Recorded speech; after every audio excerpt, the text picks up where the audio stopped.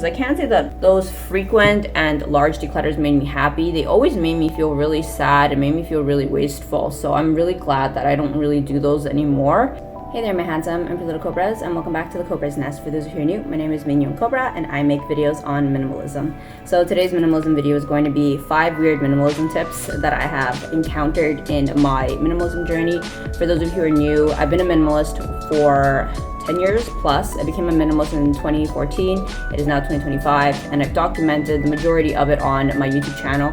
But yeah, I just wanted to share a little fun video. If any of these tips are your shtick, things that you really like and you don't agree, that's perfectly okay. Everyone's minimalism journey is unique and different. I just wanted to share my experience because it's the only experience I can share. I'm me, not anybody else. So if you want to have a little fun, see if you agree or disagree with any of my tips or points, would love to hear it. But without further ado, let's get into some weird minimalism habits or tips that I have come across in my journey. So let's get it, let's go.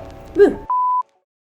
Okay, so coming in at number 1, the empty room fascination. When I first stumbled into minimalism core and not just like saving money, I remember I became like really obsessed with that, like whole like monk vibes, and I was like, yes, a truly enlightened individual finds sanctuary, finds peace in the empty room. And then I think I spent like a big majority of my minimalism journey, at the very least like the 2 to 3 years of my extreme minimalism, obsessed with trying to reach that. I tried to have like empty room syndrome, so I'd shovel my stuff in my luggage so I could have like empty room vibes. And I remember when I used to go to the temple and I would see like the empty rooms, I was like, this is my people.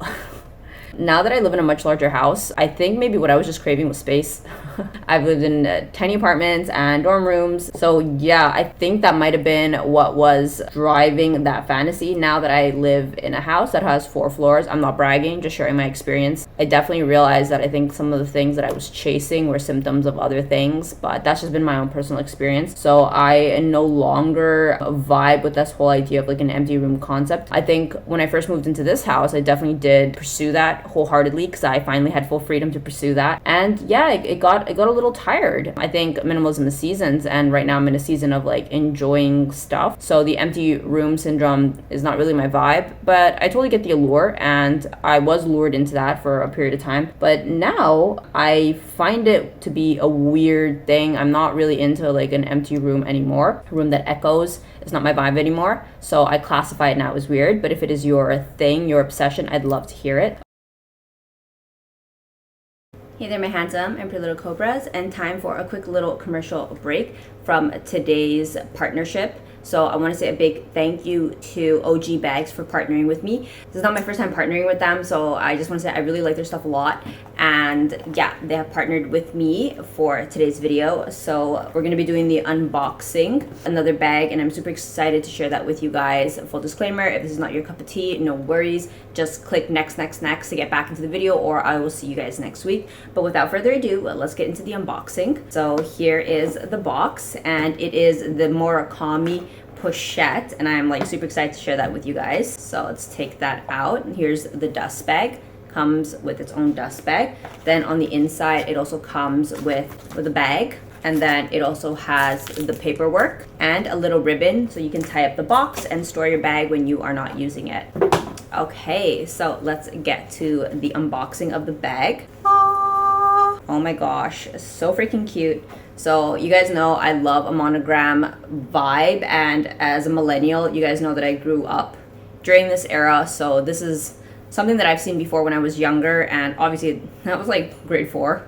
I saw this when I was like very young, and I was like, this is a very, very pretty print. See something that is really nostalgic. This is super cute, and I love a small little bag. I love a little pochette, so I'm super excited. And let's just open that up so we can see what it looks like on the inside. It comes with 2 straps. It comes with this very cute little short ball and chain strap. More paperwork. The stuffing. So let's take that out.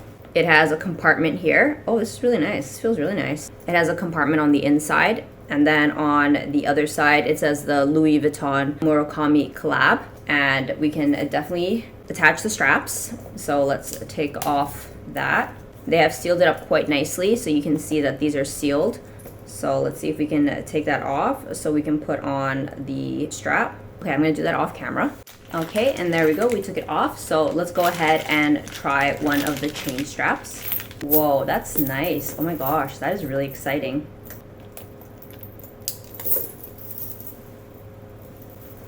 That's so freaking cute. Okay, I want to show you guys what that looks like.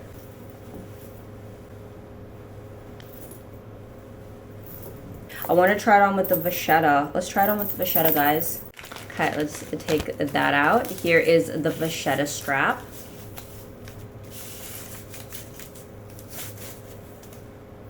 Oh my gosh, that's so freaking cute. It has the red patina and everything sealed. Okay, let's take this off. Okay, there we go. Took it off, and now we're gonna string it through on the bag. And then on here, that's so freaking cute. I love it. I absolutely love it. That is so cute. It's a vibe. It is such a vibe. We absolutely love it. Oh my gosh, yes. So thank you so much to OGbag for kindly gifting today's piece. I absolutely love it so much, and I just want to say a big thank you to my little Cobra babies, that none of this would be possible without your continued support. I want to say thank you so much. And yeah, let's continue on with today's regularly scheduled program. Okay, so coming at number 2, one is from Fumio Sasaki, and that is declutter it even if it sparks joy. So in the 2 years-ish that I was an extreme minimalist, this was my mantra: declutter it even if it sparks joy. So anything that made me happy, I threw in the trash. So this included my luxury bags. And anything that made me happy, I got rid of makeup, I got rid of wearing pretty clothes. Anything that made me happy was a no-no. And I justified it with this rule. And was I happy? I was not. I was deeply miserable. So I realized that this wasn't really the vibes. And I honestly, this is not to shame Fumio Sasaki. I love his stuff. I think that Fumio's stuff is absolutely chef's kiss. He is definitely on another level. He is truly enlightened. And I'd probably just have to say that I'm not a very enlightened individual, if I'm being completely honest. So I think that I never came to really appreciate or have a deep understanding of like declutter it even if it sparks joy. I didn't reach my Buddha nature in that sense. So the season that I'm in is like more of Marie Kondo, which is like, if it makes me happy, I'm gonna keep it. If it sparks joy, I'm gonna keep it. And that has filled me with joy. I am a lot happier.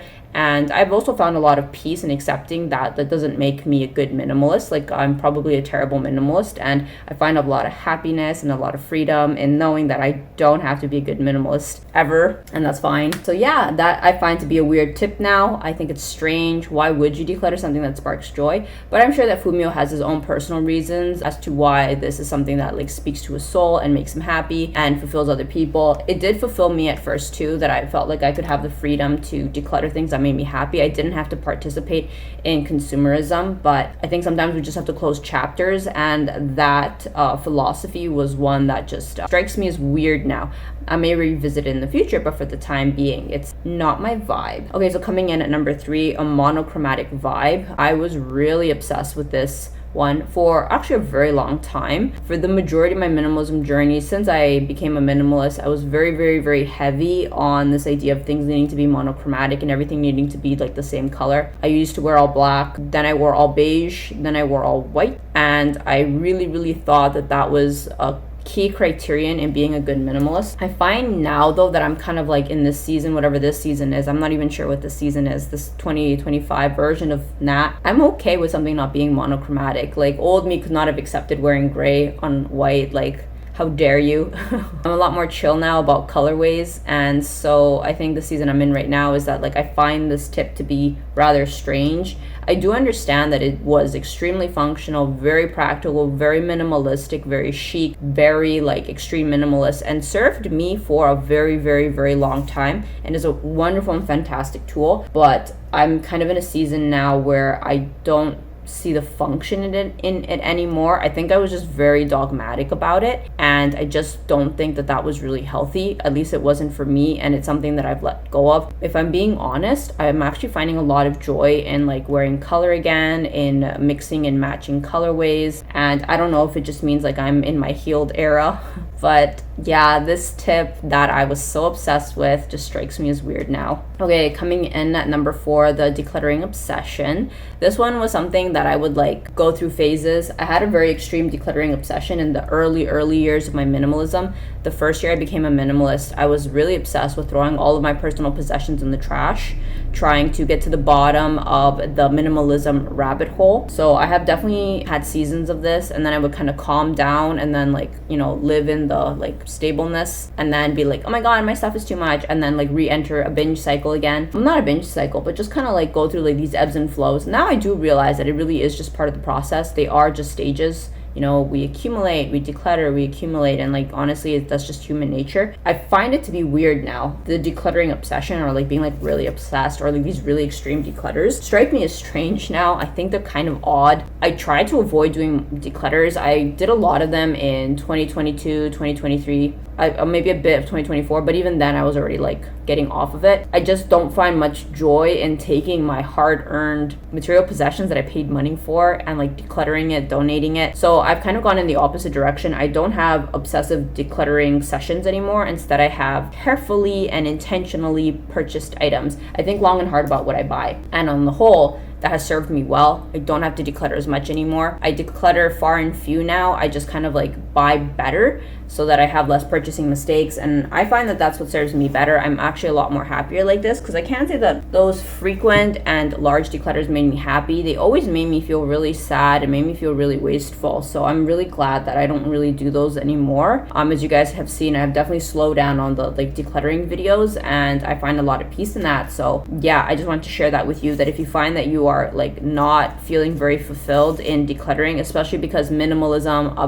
very, very, very big component of it is like declutter your material possessions. If you're finding yourself feeling like struggle or strain, I just wanted to be a voice of reason or offer a different perspective that actually you can be a minimalist who doesn't partake in often or frequent or large or extreme declutters. Okay, so coming in at number 5, shaming others' journey. That one always struck me as a bit odd, and I think it's a bit like, it has a bit more so to do with the fact that like I'm a public figure. I make these videos, I make my opinions known on the internet, so people may come to see me, and obviously I don't want to say this with an arrogant tone, but I could completely understand that people can find it easy to want to attack me for their own struggles with minimalism.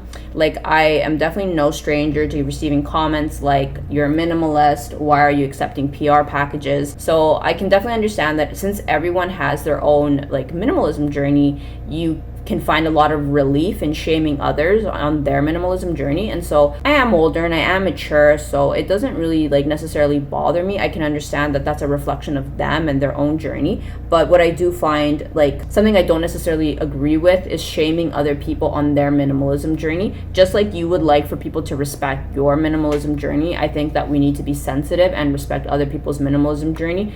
All of our journeys are not going to look the same. They are definitely going to be unique. So that's something, and I think something that's also helped me a lot with creating my content. Sometimes I have made videos where I may give the impression that these are like rules, these are guidelines, when at the end of the day, it's just sharing opinions and personal hot takes with the community on things that are something that is common in the community, you know, like declutter this, declutter that, as suggestions, not as rules or guidelines. That's something that I have found people find upsetting. They're like, how can you say that's a minimalism rule or a tip? That's not true. I'm a minimalist and I don't do that, so therefore that's not true. And so I guess at the end of the day, what I'm trying to say is that like, I think that an intelligent and wise perspective would be understanding that it's okay if your journey looks different from another person's journey. And that's something that I've also come to realize, that with all of the videos that I make, they're just entertainment.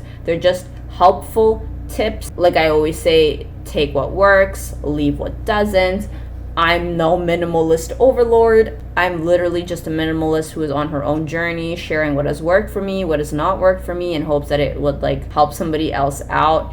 I feel no offense if somebody doesn't agree with something that makes me happy. I also don't really take offense that something that I don't do works very well for somebody else, because honestly, at the end of the day, just like how I want to be respected for my journey, like I want to respect other people's journeys. There's a great saying that says like live and let live. And so I think that if you are struggling in your minimalism journey, looking at other minimalists and seeing like, hey, they're not doing it how I think it should be, I think it would really free you and bring you a lot of mental peace to stop shaming other people and finding happiness. And like, if your journey is where you want it to be, then you should be happy. And if you're not happy, then actually whatever it is they're doing is actually sending you a message about how you feel about your own journey. And sometimes it's good to reflect, kind of like, I don't like that she's wearing like a little tight dress with heels, how dare she? But if you dig deep enough, you might realize the truth is, I wish I could wear a tight little dress and heels. So that's something that I've realized in my journey. When somebody does something that rubs me the wrong way, I've sometimes realized that it actually has everything to do with me and nothing to do with them. So I hope that you could have enjoyed this little video on things that I think are weird in the minimalism community, and comment down below which ones resonate with you, which ones you also think are weird. I would love to hear it. And